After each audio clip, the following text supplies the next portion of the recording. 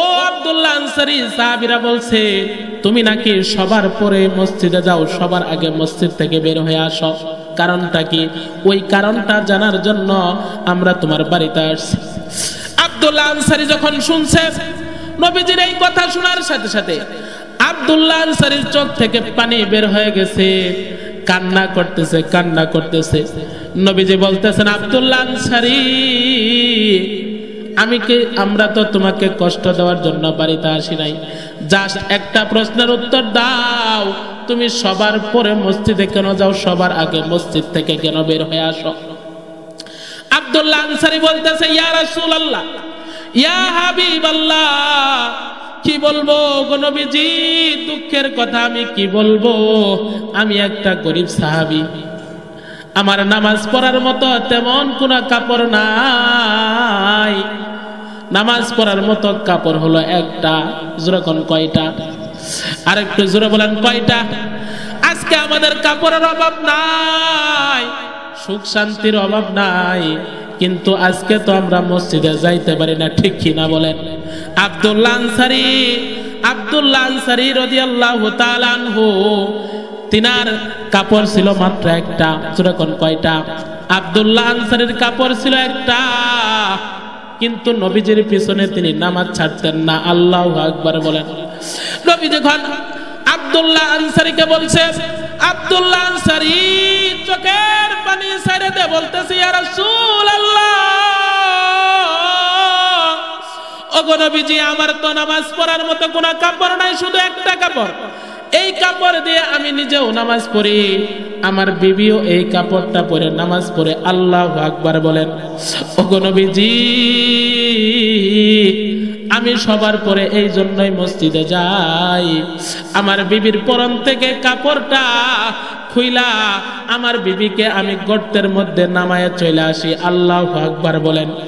আমার বিবি ওই জায়গায় অপেক্ষা করে, আর আমি তাড়াতাড়ি ওই কাপড়টা পইরা, ওই চাদরটা পইরা আমি আপনার পিছনে নামাজ পড়ি, নামাজ পড়া সাথে সাথে আমি বাড়িতে যাই, বাড়িতে যাই গর্তের ভিতরে আমি অবস্থান করি, আর এই চাদরটা পরে আমার বিবি তারপরে নামাজে দাঁড়া। আল্লাহু আকবার বলে। আপনি শুধু বিসমিল্লাহ বলে এই যে চন্দ্রের দিকে শুধু আঙ্গুল দিয়ে ইশারা করবেন, আল্লাহ তাআলা সাথে সাথে এই চন্দ্রটাকে দুই ভাগ করে দিবেন। যেরকম সুবহানাল্লাহ।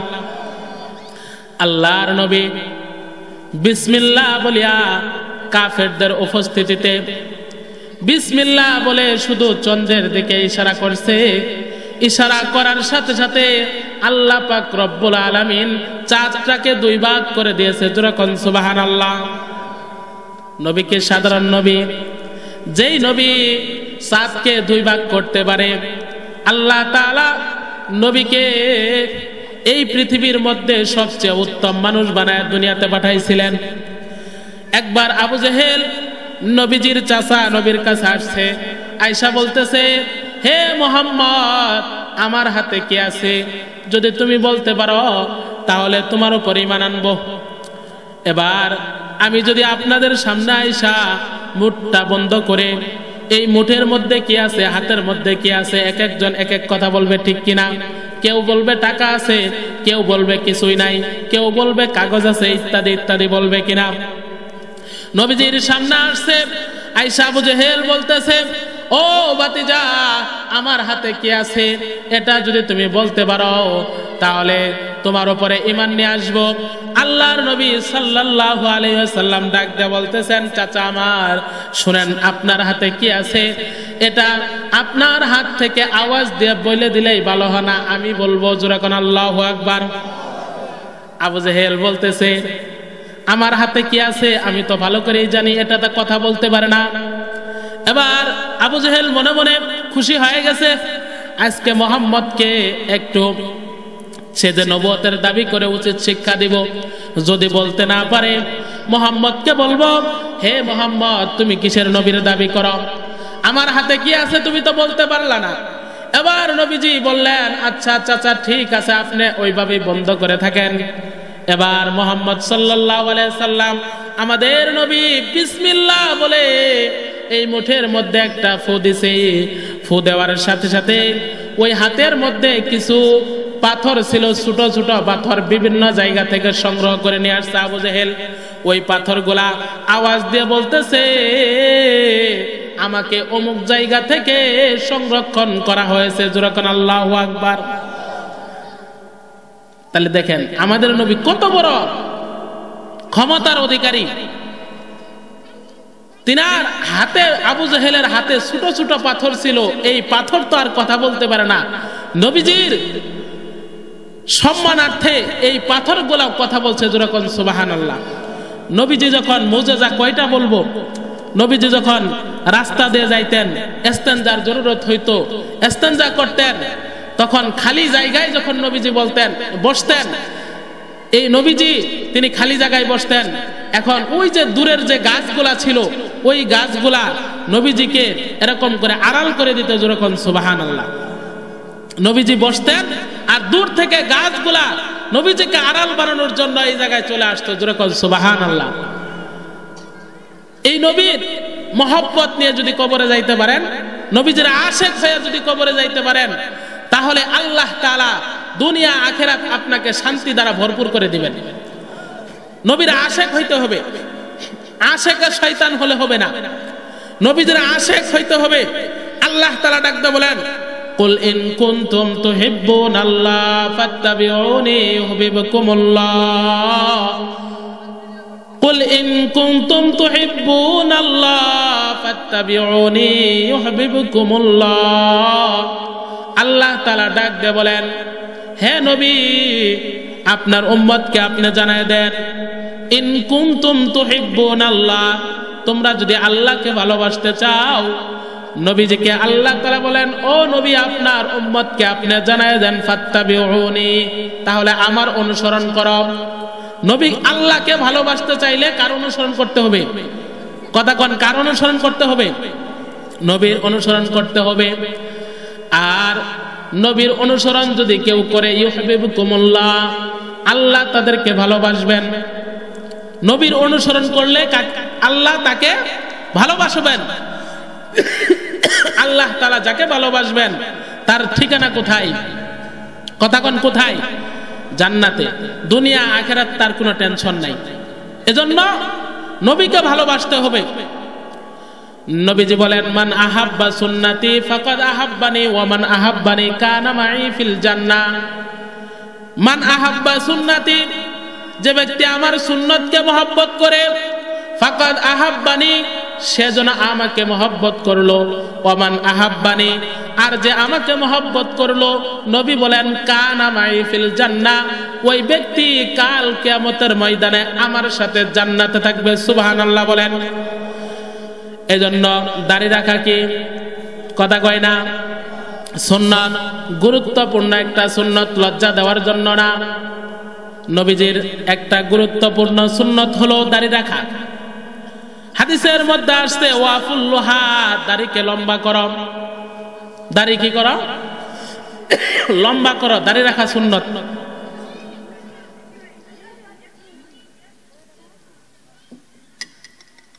আজকে দেখেন, এই যে মাহফিলের আয়োজন করা হয়েছে, এখান থেকে জরুরি কিছু কথা নিয়ে যান। দেখেন, কিচ্ছা বললাম, কিচ্ছা কিন্তু বললে বলা যাবে, কিন্তু লাভ কি? কোনো লাভ আছে? কিছু আমলি কথা শুনে যান। দাড়ি রাখা একটা গুরুত্বপূর্ণ সুন্নত না?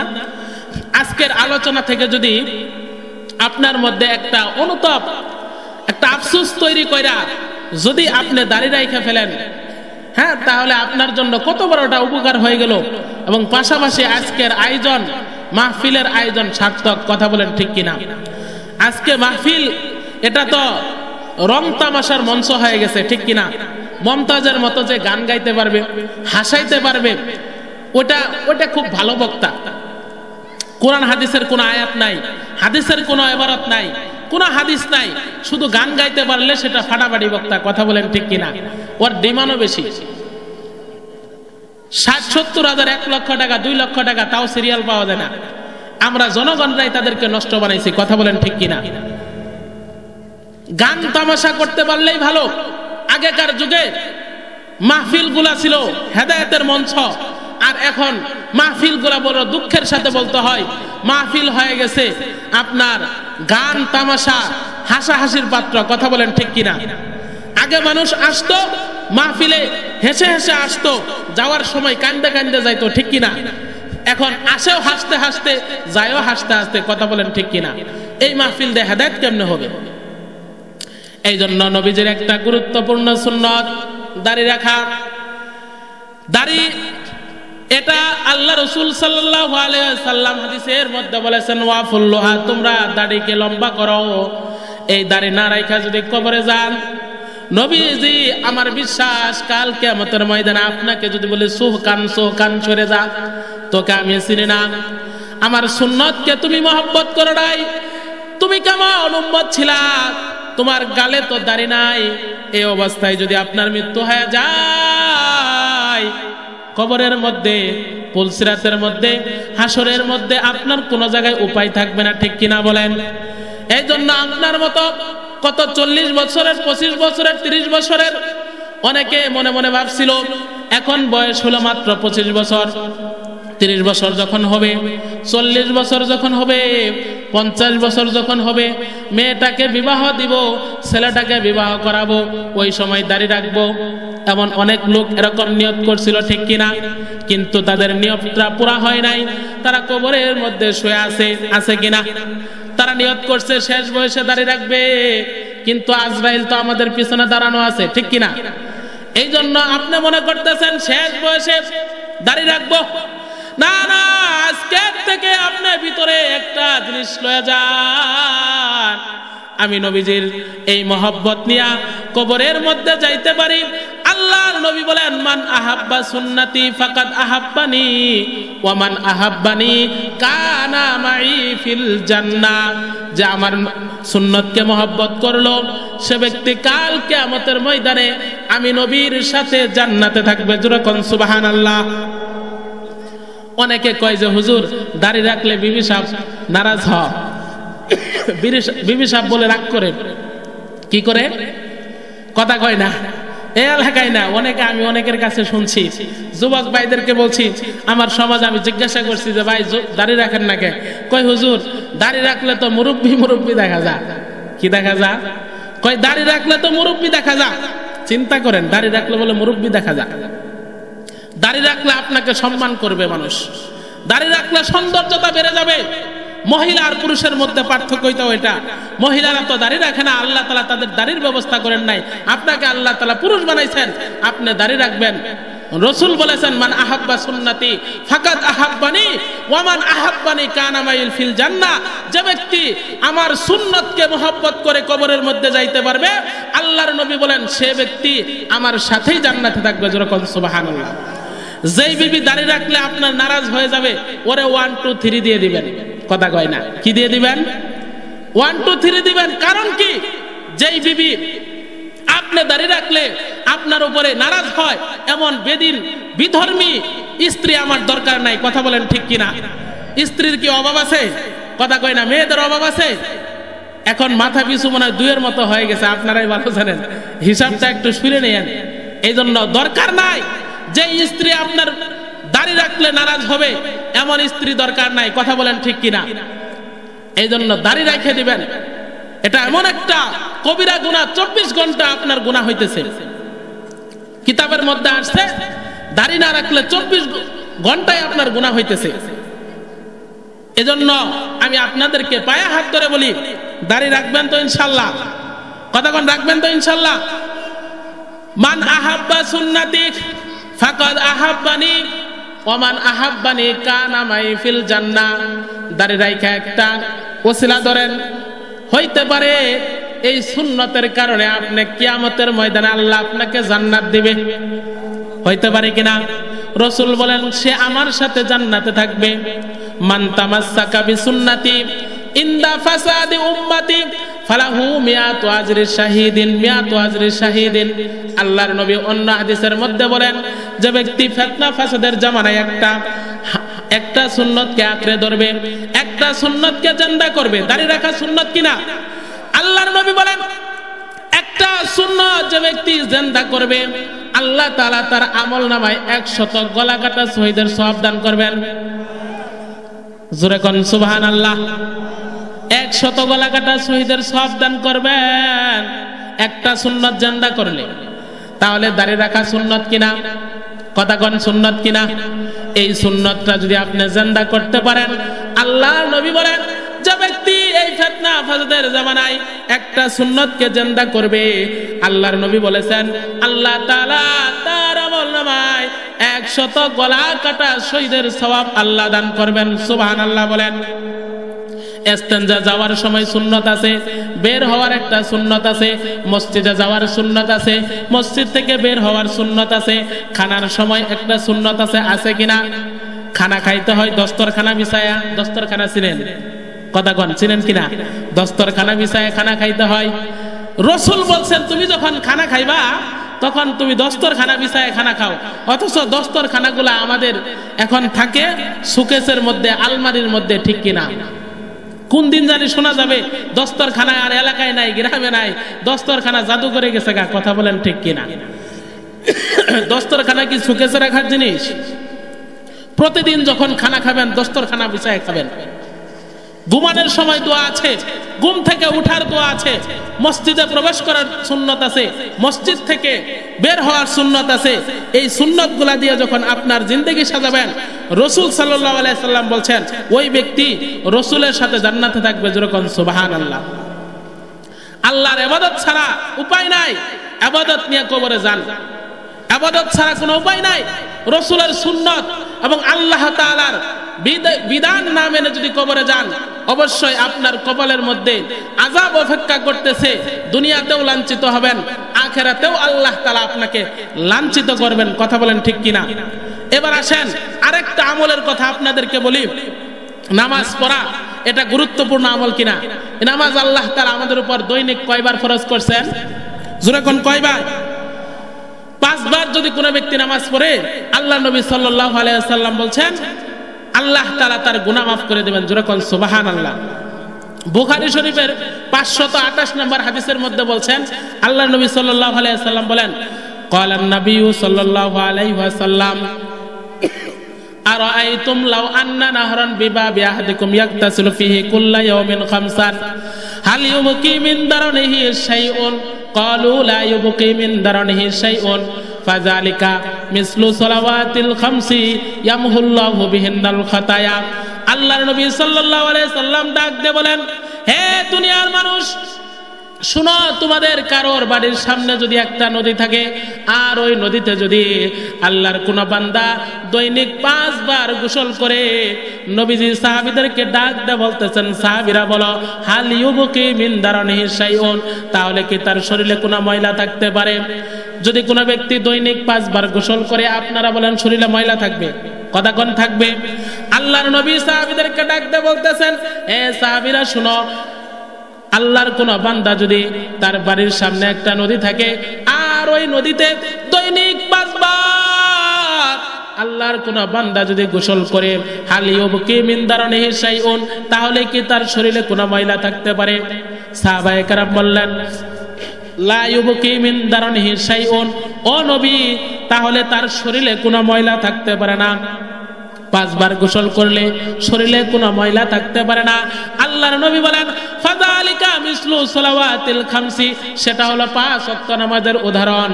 ও সাহাবায়ে কেরাম শুনো, 5 বার গোসল করলে শরীরে কোনো যেমন ময়লা থাকতে পারে না, 5 বার গোসল করলে ময়লা থাকে না, 5 ওয়াক্ত নামাজ পড়লেও ওই ব্যক্তির শরীরে গুনাহের কোনো ময়লা থাকতে পারে না। 5 বার গোসল করলে কোনো ময়লা থাকতে পারে না, 5 বার নামাজ পড়লেও ওই ব্যক্তির শরীরে গুনাহের কোনো ময়লা থাকতে পারে না। জোরে কোন সুবহানাল্লাহ। কত সুন্দর করে রাসূল বুঝাইছেন, 5 বার গোসল করবা, শরীর পরিষ্কার, 5 বার নামাজ পড়বা, শরীরের গুনাহগুলা পরিষ্কার হয়ে যাবে। জোরে কোন সুবহানাল্লাহ। নামাজ আল্লাহর কাছে শ্রেষ্ঠ ইবাদত, নামাজ আল্লাহ তাআলার কাছে সবচেয়ে প্রিয় ইবাদত। এটা মিশকাত শরীফের 568 নম্বর হাদিসের মধ্যে আছে। হাদিসের বর্ণনাকারী হলেন ইবনে মাসউদ রাদিয়াল্লাহু তাআলা আনহু। তিনি বলেন, সাআলতুন নাবিয়্যা সাল্লাল্লাহু আলাইহি ওয়াসাল্লাম আইয়ুল আমালি আহাব্বু ইলাল্লাহ, আমি আল্লাহর নবীকে জিজ্ঞাসা করলাম, ইয়া রাসূলুল্লাহ, ইয়া হাবিবাল্লাহ, আইয়ুল আমালি আহাব্বু ইলাল্লাহ, আল্লাহর কাছে সবচেয়ে প্রিয় আমল কোনটা? নবীজি বললেন, আস-সালাতু লিওয়াক্তিহা, সময় মতো নামাজ পড়া। সময় মতো কি?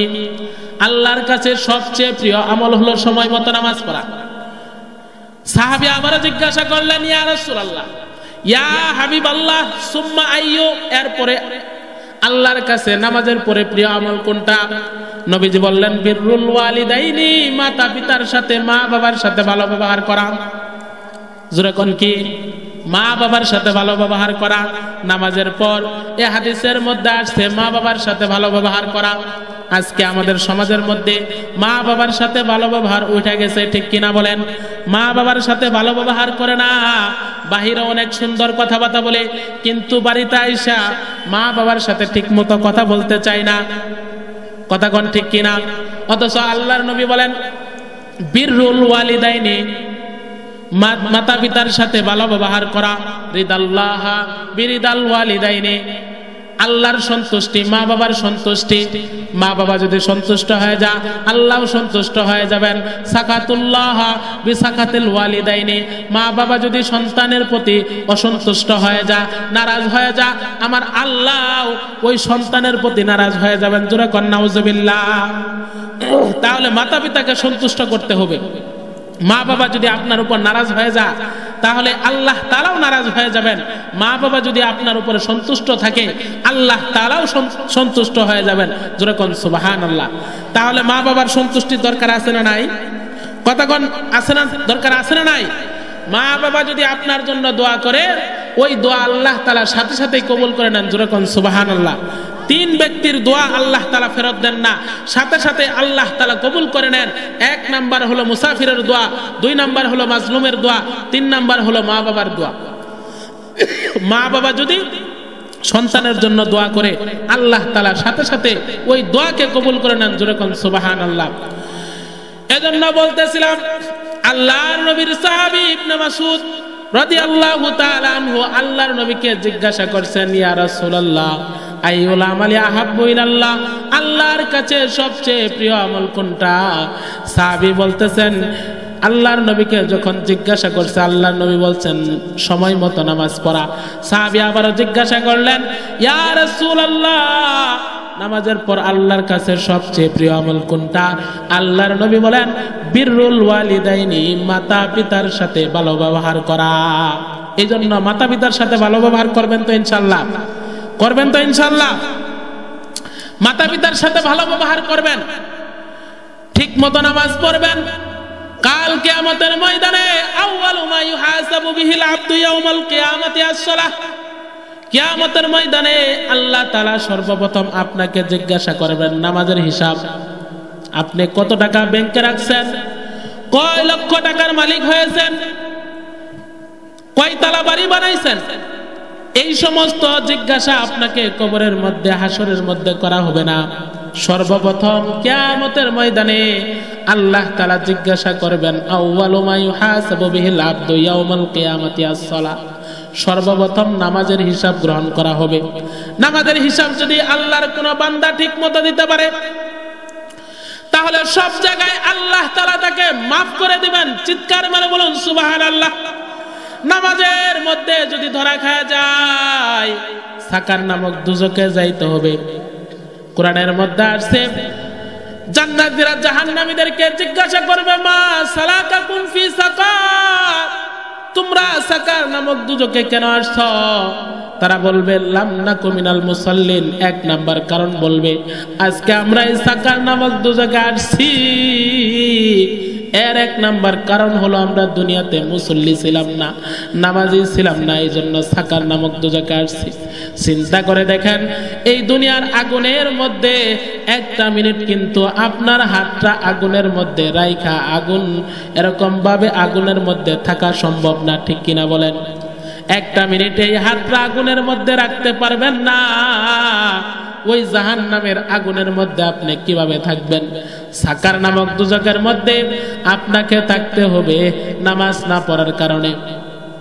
এবার যদি আপনি ওই সাকার নামক দুজকের মধ্যে থাকার মতো সাহস থাকে, তাহলে নামাজ পড়ার দরকার নাই। আর যদি মনে করেন না না, আমি ওই সাকার নামক দুজকে থাকতে পারবো না, ওই জাহান্নামের আগুনের মধ্যে থাকা সম্ভব না, তাহলে আজকের থেকে নামাজ পড়া শুরু করে দেন। সাহাবায়ে কত কষ্ট করে নামাজ পড়তেন। আল্লাহর নবীর একজন সাহাবী যার নাম ছিল আব্দুল্লাহ আনসারী রাদিয়াল্লাহু তাআলা আনহু, এই ঘটনার দ্বারা বুঝতে পারবেন সাহাবায়ে কেরাম কত কষ্ট করে নামাজ পড়তেন। আব্দুল্লাহ আনসারী রাদিয়াল্লাহু তাআলা আনহু সবার পরে তিনি মসজিদে আসতেন, সবার আগে মসজিদ থেকে বাইরে হয়ে যাইতেন। সাহাবায়ে কেরাম নবীজির কাছে আরজ করলেন, বিচার দিলেন, ইয়া রাসূলুল্লাহ, ইয়া হাবিবাল্লাহ, আপনার সাহাবী আব্দুল্লাহ আনসারী সবার পরে মসজিদে আসে, আবার সবার আগে মসজিদ থেকে বের হয়ে যায়। নবীজি বললেন, ঠিক আছে, চলো আমরা আব্দুল্লাহ আনসারীর বাড়িতে যাই। আল্লাহর নবী কিছু সাহাবীদেরকে নিয়ে আব্দুল্লাহ আনসারীর বাড়িতে গেছে, যায়া সালাম দিয়েছে, আসসালামু আলাইকুম।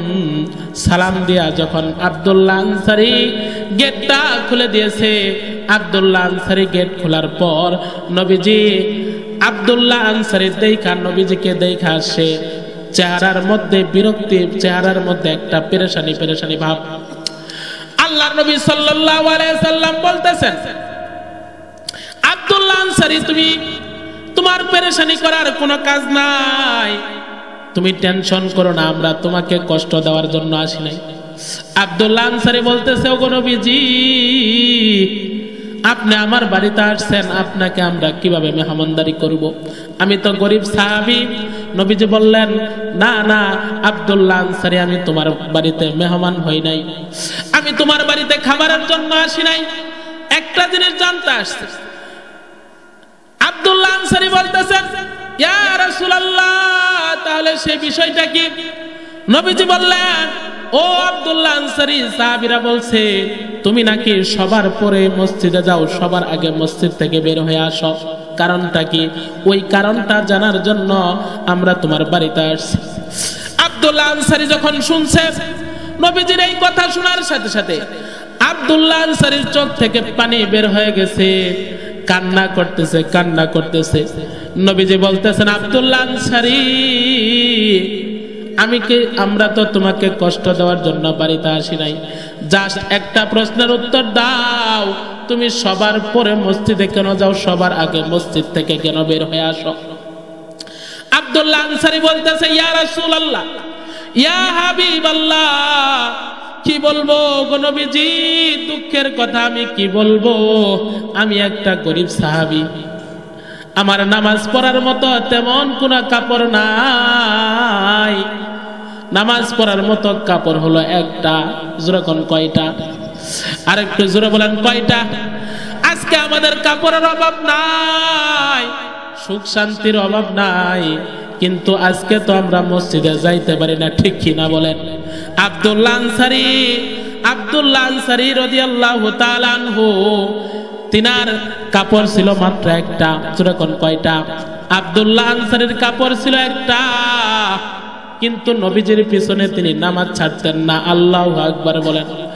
নবী যখন আব্দুল্লাহ আনসারীকে বলছে, আব্দুল্লাহ আনসারী চোখের পানি ছেড়ে দে, বলতেছে, ইয়া রাসূলুল্লাহ, ওগো নবীজি, আমার তো নামাজ পড়ার মতো কোনো কাপড় নাই, শুধু একটা কাপড়, এই কাপড় দিয়ে আমি নিজেও নামাজ পড়ি, আমার বিবিও এই কাপড়টা পরে নামাজ পড়ে। আল্লাহু আকবার বলেন। ওগো নবীজি, আমি সবার পরে এই জন্যই মসজিদে যাই, আমার বিবির পরন থেকে কাপড়টা খুইলা আমার বিবিকে আমি গর্তের মধ্যে নামায়ে চলে আসি। আল্লাহু আকবার বলেন। আমার বিবি ওই জায়গায় অপেক্ষা করে, আর আমি তাড়াতাড়ি ওই কাপড়টা পইরা, ওই চাদরটা পইরা আমি আপনার পিছনে নামাজ পড়ি, নামাজ পড়া সাথে সাথে আমি বাড়িতে যাই, বাড়িতে যাই গর্তের ভিতরে আমি অবস্থান করি, আর এই চাদরটা পরে আমার বিবি তারপরে নামাজে দাঁড়া। আল্লাহু আকবার বলেন। চিন্তা করেন, আব্দুল্লাহ আনসারী রাদিয়াল্লাহু তাআলা আনহু মাত্র কাপড় ছিল কয়টা? জোরে কোন কয়টা? একটা কাপড় দিয়ে তিনার বিবিও নামাজ পড়তো, তিনিও নামাজ পড়তেন। আজকে আপনি চিন্তা করেন, আল্লাহ তাআলা আপনাকে কত সুখ দিয়েছে, কাপড়ের অভাব নাই, সুখের অভাব নাই, শান্তির অভাব নাই, কিন্তু আপনি নামাজ পড়েন না। অথচ কিয়ামতের ময়দানে আল্লাহ তাআলা সর্বপ্রথম আপনার নামাজের হিসাব গ্রহণ করবেন, ঠিক কিনা? তাহলে নামাজ পড়ার দরকার আছে না নাই? জোরে কোন দরকার আছে না নাই? আরেকটু জোরে বলেন দরকার আছে না নাই? আমি সময় শেষ, আমার আর মাত্র 5টা মিনিট সময় আছে। এই 5 মিনিটের মধ্যে আমি যে শুরুতে খুতবার মধ্যে একটা সূরা পড়ছিলাম, এই সূরার উপরে আমি 5 মিনিটের কথা বলে শেষ করে দিয়ে দেব। আমার পরবর্তী বক্তা আসবেন 9টা পর্যন্ত আমার সময়। আমি সূরা ইখলাস আপনাদের সম্মুখে পড়েছিলাম। আরেকটা আমল, একটা আমি দাড়ির কথা বললাম, সুন্নতের কথা, নামাজের কথা, নামাজের দাওয়াত দিয়েছি। এখন আপনাদেরকে সূরা ইখলাস সম্পর্কে 5 মিনিটে আমি শেষ করে দিব। এই সূরা ইখলাস হাদিসের মধ্যে আসছে 2898 নম্বর হাদিস, তিরমিজি শরীফের 2898 নম্বর হাদিসের মধ্যে আসছে। আল্লাহর নবী সাল্লাল্লাহু আলাইহি সাল্লাম বলেন, খেয়াল করে শুনবেন, যে ব্যক্তি সূরা ইখলাস দৈনিক 200 বার পড়বে, আল্লাহ তাআলা তার আমলনামা থেকে 50 বছরের গুনাহ আল্লাহ মাফ করে দিবেন। আরেকটু জোরে বলেন, কতদিন? 50 বছরের গুনাহ আল্লাহ তাআলা মাফ করে দিবেন।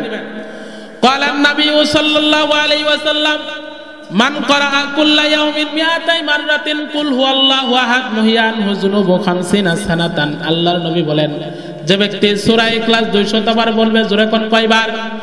আল্লাহর নবী সাল্লাল্লাহু আলাইহি সাল্লাম বলেন, যে ব্যক্তি সূরা ইখলাস 200 বার পড়বে প্রত্যেক দিন, আল্লাহ তাআলা তার আমলনামা থেকে 50 বছরের গুনাহ আল্লাহ মাফ করে দিবেন। সুবহানাল্লাহ বলেন। 2 নাম্বার হলো সূরা ইখলাস। তার পরবর্তী হাদিসের মধ্যে আসছে মিশকাত শরীফের 2899 নাম্বার, তিরমিজি শরীফের 2899 নাম্বার হাদিসের মধ্যে আসছে, আল্লাহর নবী বলেন, যে ব্যক্তি সূরা ইখলাস একবার পড়বে, আল্লাহ তাআলা তার আমলনামায় 10 পারা কোরআনুল কারীম খতমের সওয়াব দিবেন। যে ব্যক্তি 3 বার পড়বে, 1 খতমের সওয়াব দান করবেন। সুবহানাল্লাহ বলেন। তাড়াতাড়ি করে, 4 মিনিট আছে, তাড়াতাড়ি বলতে গেলে কথাগুলো আসলে ওইভাবে আসলে, তারপরে আমি শেষ করে দিই। 3টা ফজিলত বলবো। 1 নাম্বার ফজিলত বলছি, যে ব্যক্তি 200 বার পড়বে, আল্লাহ তাআলা 50 বছরের গুনাহ মাফ করে দিবেন। সুবহানাল্লাহ বলেন। 3 বার পড়লে 1 খতমের সওয়াব। আর আল্লাহর নবী সাহাবী একজন, তিরমিজি শরীফের 2901 নাম্বার হাদিসের মধ্যে আসছে, আল্লাহর নবীর একজন সাহাবী এই সূরাকে মহব্বত করার কারণে আল্লাহর নবী বলেন, তুমি যেহেতু এই সূরাকে মহব্বত করো, কুল হু আল্লাহর সূরাকে মহব্বত করো, আমি নবী কথা দিলাম এই মহব্বত করার কারণে আল্লাহ তাআলা তোমাকে জান্নাত দিবেন। সুবহানাল্লাহ। হাদিসের মধ্যে আসছে, কুবা মসজিদের মধ্যে একজন ইমাম, তিনি শুধু সূরা ইখলাস পড়তেন। প্রত্যেক নামাজের পরে শুধু সূরা ইখলাস পড়তেন, সূরা ফাতিহা পরে শুধু সূরা ইখলাস পড়তেন, বারবার শুধু সূরা ইখলাস পড়তেন। এবার মুসল্লিরা বিরক্ত হয়ে গেল, আমাদের ইমাম সাহেব শুধু সূরা ফাতিহার পরে শুধু সূরা ইখলাস পড়ে। আমাদের মসজিদের ইমাম সাহেব, আপনাদের মসজিদের ইমাম সাহেব যদি বারবার সূরা ফাতিহার পর সূরা ইখলাস পড়ে, আপনারা বলবেন আমাদের ইমাম সাহেব মনে হয় আর কোনো সূরা জানে না, মূর্খ একটা ইমাম সাহেব, এরে দিয়ে ইমামতি চলবে না। ঠিক কিনা বলেন? কথা বলেন ঠিক কিনা? নবীজির ওই সাহাবী শুধু নামাজে দাঁড়ায় শুধু সূরা ফাতিহা পড়ে, সূরা ফাতিহার পরে শুধু সূরা ইখলাস পড়ে। আল্লাহর নবী সাল্লাল্লাহু আলাইহি সাল্লামের এই সাহাবীটা ওই নামাজের মধ্যে শুধু এরকম করতেন। নবীজি যখন কুবা মসজিদে আসছে, আসার পর সাহাবীরা বলতেছেন, ইয়া রাসূলুল্লাহ, ইয়া হাবিবাল্লাহ,